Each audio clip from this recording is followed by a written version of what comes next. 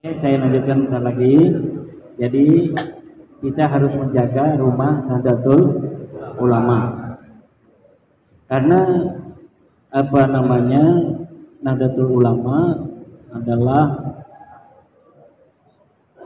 kristalisasi dari pemahaman Wali Songo. Kita perjuangan Wali Songo Indonesia adalah sekoci yang menjadi tugas-tugas yang belum bisa dilaksanakan oleh Nahdlatul Ulama kita laksanakan. Adapun orang tua kita kemudian menganggap hal-hal yang kita lakukan kemudian tidak selaras dianggap oleh beliau-beliau ini tetap kita harus mengedepankan husnudon. Nah, husnudon ini babnya di sini, bukan nasab balawi yang tidak terkonfirmasi di husnudon. Kalau itu sudahlah ibrata bil dhanni bayyini khata'u la taquma laysa laka bi ilmun, itu babnya sudah demikian. Tapi kalau kita kepada orang tua kita bagaimanapun kelihatannya, maka kita tetap usahakan harus husnudon, karena pengurus itu kan tentatif. Tetapi apa namanya Nahdlatul Ulama ini adalah suatu yang harus kita jaga selamanya. Mungkin itu dulu agar ada kesempatan untuk Pak Agus Cokro untuk memberikan perspektif beliau untuk memperkaya perspektif kita di hari ini. Demikian, nanti kita lanjutkan mungkin dalam sesi tanya jawab ya, apabila waktu masih memungkinkan. Saya akhiri, assalamualaikum warahmatullahi wabarakatuh. Saya diuntungkan oleh mati lampu ini, Kiai. Karena tadi saya sedang menyusun keberanian untuk tidak drop mental saya di samping Pak Kiai. Tiba-tiba Allah menolong saya dengan menggelapkan suasana. Jadi cara Tuhan menolong hambanya itu dengan berbagai cara. Mukjizat itu tidak harus laut yang dibelah oleh Nabi Musa, tidak terbakar api seperti Nabi Ibrahim, tapi cukup mati lampu. Bagi saya ini adalah mukjizat, bukan musibah ya. Itu cara laskar sabilillah mencerdasi segala sesuatu, meskipun dalam posisi terbatas, terdesak, tapi semangat dan husnudon kepada Allah.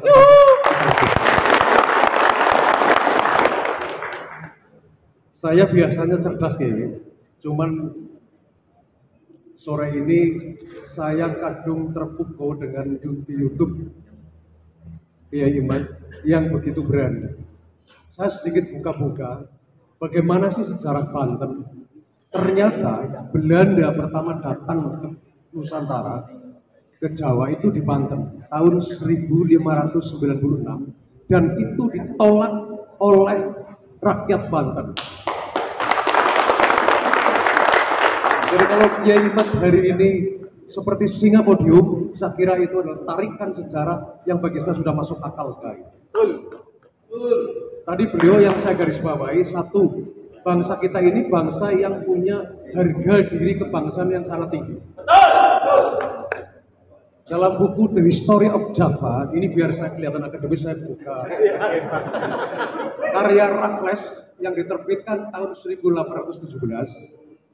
Ini ada teman-teman yang menuduh saya klinik, ini saya buktikan saya ilmiah.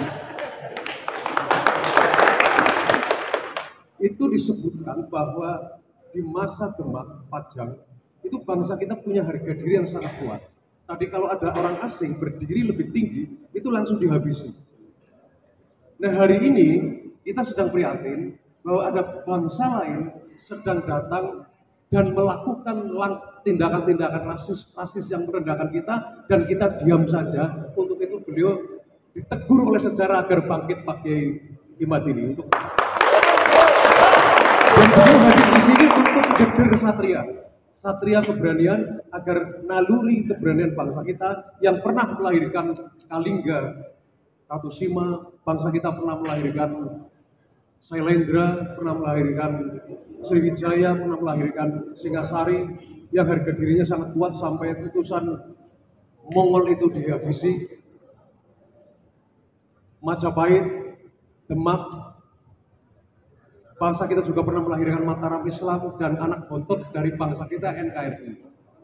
Nah, anak bontot NKRI ini hari ini sedang diganggu-ganggu. Kalau ibarat saya pernah bikin analogi begini, Kiai. Ini sekarang sedang diklaim bahwa seluruh jasa yang merebut tanah air kita dari penjajah itu adalah jasa bukan leluhur kita. Ini sekarang ada klaim seperti itu. Kita mengenal ada, kalau kita pinjam terminologi ilmu sosial begini, ada tanah air, ada negara, ada bangsa. Nah, kalau diibaratkan rumah, ada pekarangan, tanah pekarangan itu tanah air, rumah itu negara, dan kita adalah penghuninya. Nah, ini persoalan bukan sekedar urusan penghuninya, bukan sekedar urusan bentuk rumahnya apa, bukan urusan negara, tapi Kiai Iman mengajak rekan-rekan untuk menjadi kesatria yang mempertahankan tanah air. Karena kita akan percuma kalau kita membangun rumah, bangga punya NKRI, tapi sertifikat tanahnya sudah diambil seolah bukan milik kita.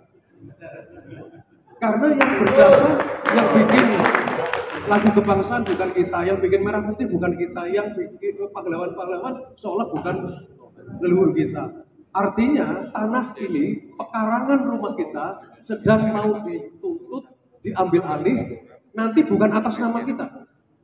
Karena sejarah akan bunyinya nanti dipelintir, ini milik mereka. Dan mereka siapa? Beliau lebih tahu. Saya kurang berani untuk menyampaikan. Tapi nanti saya tetap berani, lama-lama bisa kemudian. Tapi kita belajar logika dulu. Di bangsa kita bukan bangsa primitif. Kita sudah punya peradaban yang sangat tinggi. Dari sisi spiritualitas, sebelum agama-agama samawi datang, bangsa kita sudah punya konsep spiritual yang otentik dari kita yang namanya Kapitayan.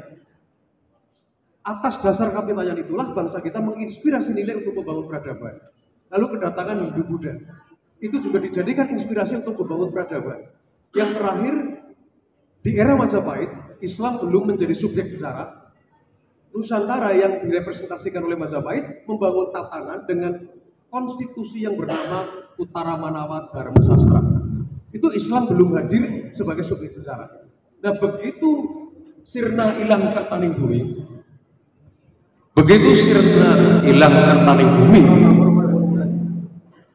tahun 1478 Majapahit runtuh, Islam mendapat peluang untuk menjadi subjek sejarah, kemudian ditawarkan oleh Wali Sanga konsep tatanan yang basisnya bukan lagi Hindu Buddha, tapi Islam. Maka ijtihad pertama di tanah Jawa bukan lagi keprabuan tapi kesultanan. Sekian periode, satu era Raden Patah, Kepati Unus, Sultan Trenggono, Sunan Prawoto, kemudian bergeser ke ketengahan namanya Pajang, Hadi Wijaya, geser lagi ke Alas Mutauk, Mataram Islam. Itu tawaran Islam sebagai awal untuk menawarkan satu konsep tatanan dan peradaban Nusantara. Setelah sebelumnya bangsa kita digagas melalui inspirasi nilai hidup. Nah, saya kira hari ini kita masih harus terus berjuang karena konsep hasil istihad politik pertama yang dilakukan Wali Sanga dengan membangun tatanan Demak waktu itu masih sedikit prematur, Kiai, karena keburu kedatangan Portugis, VOC, dan ada konflik internal antara Hadi Wijaya dan Aryo Jepang, antara Sunan Kalijaga dan Sunan Kudus, yang kemudian menjadi lahirnya Mataram Islam. Dan sehingga masih prematur. Sehingga saya yakin PWI hari ini adalah untuk merintis masa depan Nusantara Demak menjadi dua. Yang tidak prematur, yang tidak diganggu-ganggu lagi oleh Portugis. Dan kita punya kesadaran untuk mencegah itu. Terakhir, nanti masih banyak ya sebenarnya, tapi mudah-mudahan beliau akan mengajak saya kemana-mana sehingga saya terkenal lagi. Terakhir, satu perspektif logika beragama saya. Tadi beliau mengatakan ada penjajahan spiritual. Ini mirip yang terjadi di Eropa di abad pertengahan, di mana otoritas agama begitu dominan dengan klaim-klaim kebenaran yang diakui oleh gereja, di mana tradisi-tradisi ilmiah berpikir dimatikan sejak Romawi Barat runtuh, maka kekuasaan diambil oleh kekuasaan agama. Maka di abad 15 kemudian bangkit Renaissance, kebangkitan Barat, atas dasar trauma kepada agama. Karena kekhilafan praktek-praktek keagamaan di abad pertengahan menjebak manusia untuk terkurung kepada mitos, kepada klinik, kepada kesumpekan dan stagnasi berpikir. Maka tesis beliau sesungguhnya ini bukan sekedar soal nasab, objeknya memang nasab, tapi yang lebih penting saya kira adalah beliau sudah menjebol kurungan-kurungan dan kabut-kabut kegelapan yang sudah terjadi dalam tradisi keagamaan. Bahwa kebenaran terus harus bergerak, bukan berhenti. Dan beliau menawarkan tesis tantangan ilmiah. Silakan beliau juga membuka diri untuk dibantah, asal itu ilmiah. Ini bagi saya adalah mirip Renaissance ini. Tapi bukan basisnya kayak Barat yang trauma kepada agama. Maka konsep peradaban Barat dengan menegasikan agama, mereka alergi, Tuhan dibuang dari ruang-ruang sejarah. Tapi kalau Nusantara tidak pernah mengalami trauma agama, tapi kebangkitannya masih berbasis agama dan masih memposisikan agama sebagai potensi untuk membangun peradaban.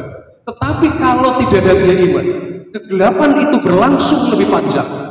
Generasi 20 tahun yang akan datang akan alergi kepada agama karena begitu menggelapkan agama karena praktek-praktek klaim nasab tadi.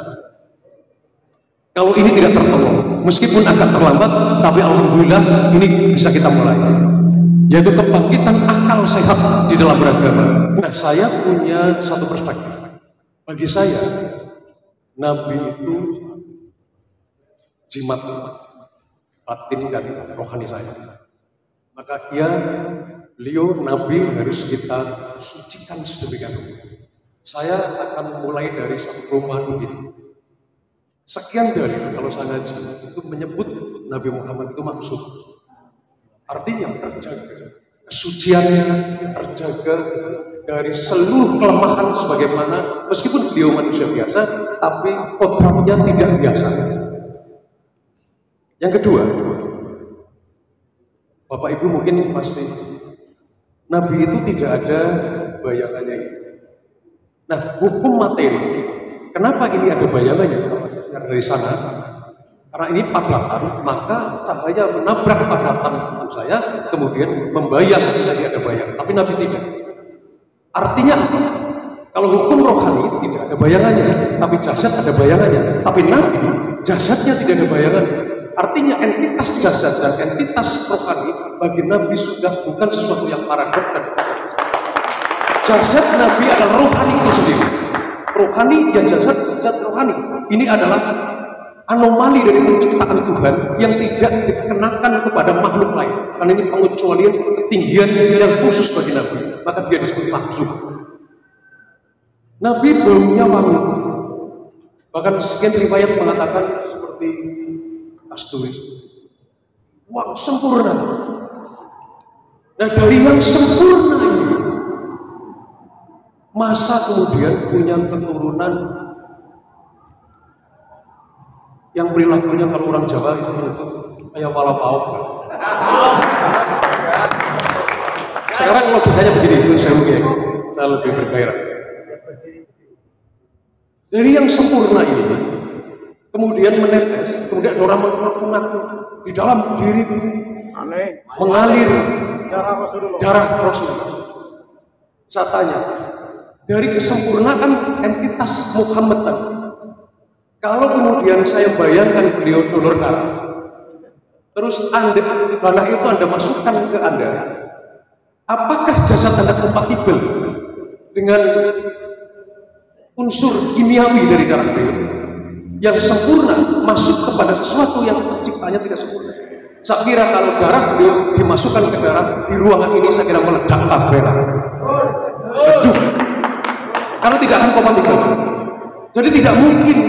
Saya khusus, seandainya ini ada orang sudah dibuktikan tesis ilmiah tidak terbukti, ditantang DNA tidak terbukti dan tidak mau. Seandainya saya dia imat menantang saya, Gus, kamu ngaku-ngaku, kamu ternyata saya tes DNA kamu nyambung. Terus dia imat mengatakan, bahkan dalam satu literatur ternyata buyutmu orang mentah dan ada kaitannya dengan Rasulullah. Seandainya itu terbukti pun, saya tetap akan batal.